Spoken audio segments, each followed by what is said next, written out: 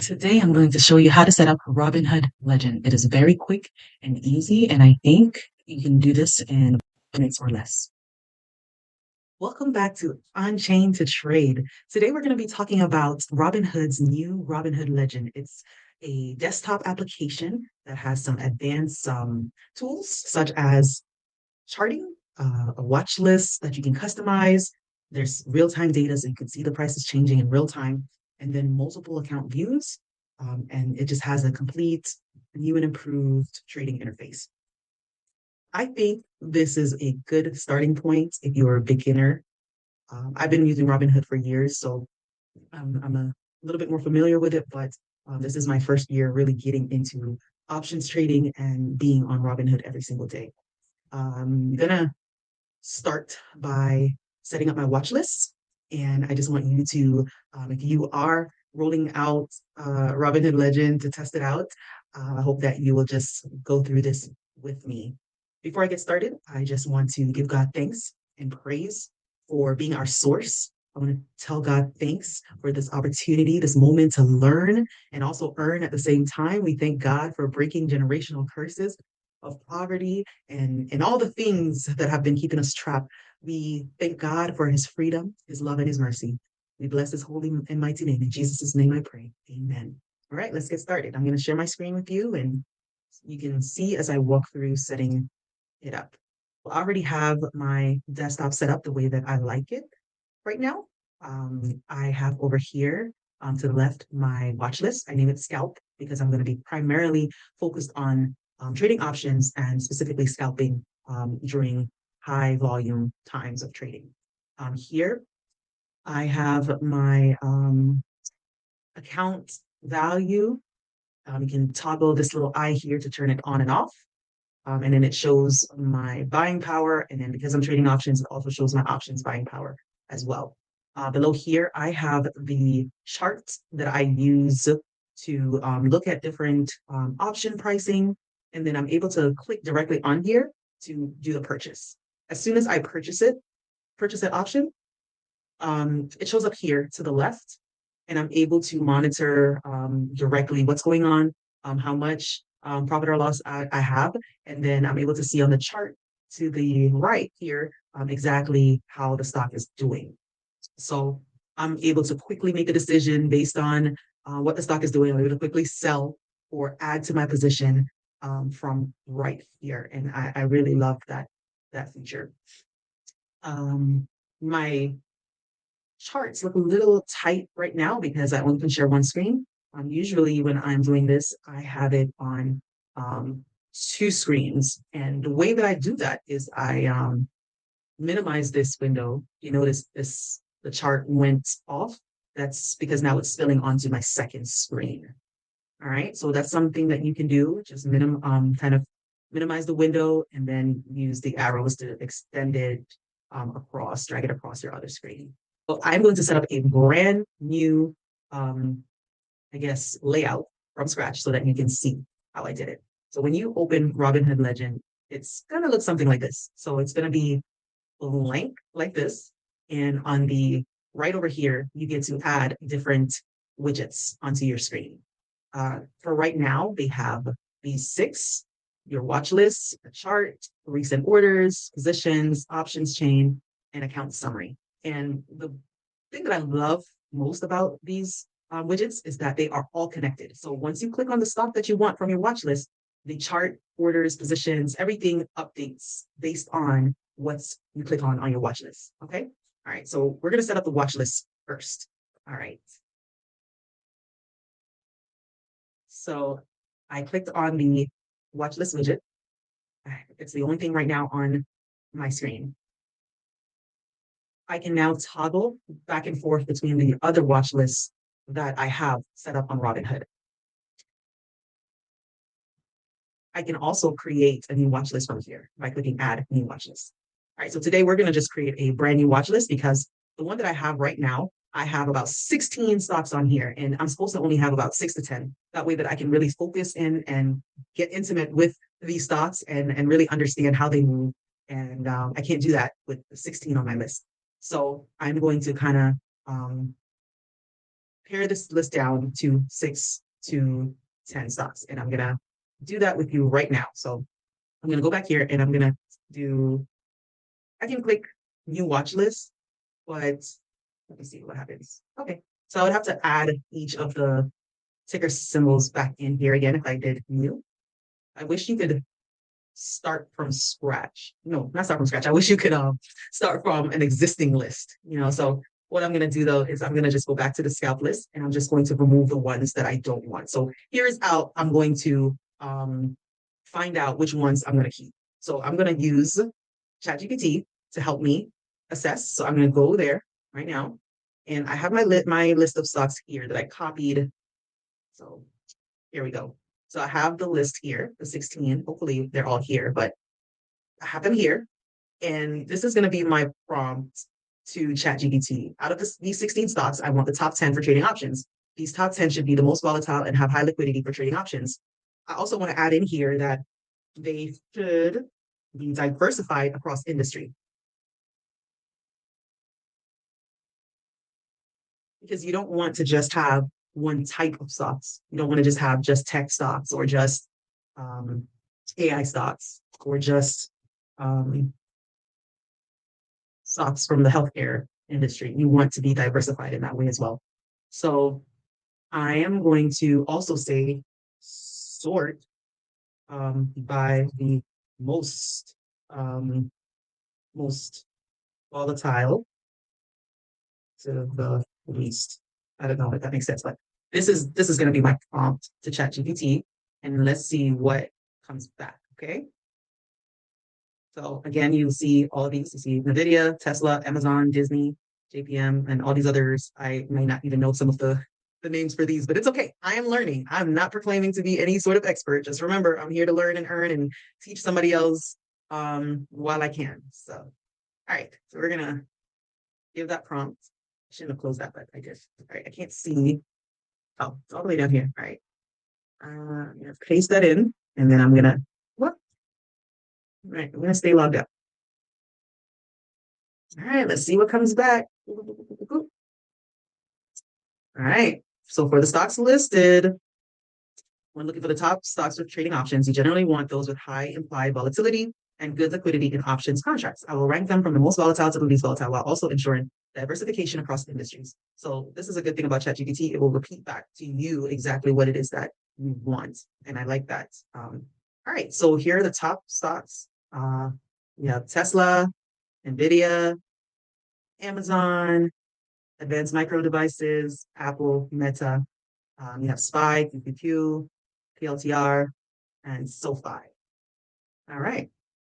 So these items here were removed from the list, but apparently still relevant. Right. I still think it's still tech heavy. All right. All right. It's very tech heavy, but I'm going to go with this. I'm going to go with this because I'm going to look back, review on the last trades that I did and the ones that I earned. I know PLTR. I made money on that several times on PLTR. I did make money on Walmart. Kind of like Walmart here. Made money on Tesla for sure. Nvidia, Meta. Definitely lost money on Tesla and Amazon. Bad plays. Made money on AMD, Meta, Nvidia, Amazon. Okay. All right. So I like this list for now. I think for me, I have SoFi in here, but I feel like I would replace it with Walmart. But I'm gonna trust this list right now. I'm gonna trust this list right now. Okay. So we're gonna put them in this specific order. Okay. All righty. Let's make this a little bit bigger here. All right. So the first one is going to be Tesla. So we have Tesla there. And in order to add one, right, you're going to just click on this plus sign here, find Tesla, which we already have on the list, and then just click on it and it adds it to your list. So the next one is NVIDIA, Amazon. Okay. AMD. Put AMD up there. So you're just dragging and dropping. Then Apple, drag Apple under there. Meta, SPY, QQQ, SPY, oh, so it's Meta SPY. So Apple, Meta SPY, QQQ, and then PLTR, and then SoFi. All right. So the rest, I'm just going to remove.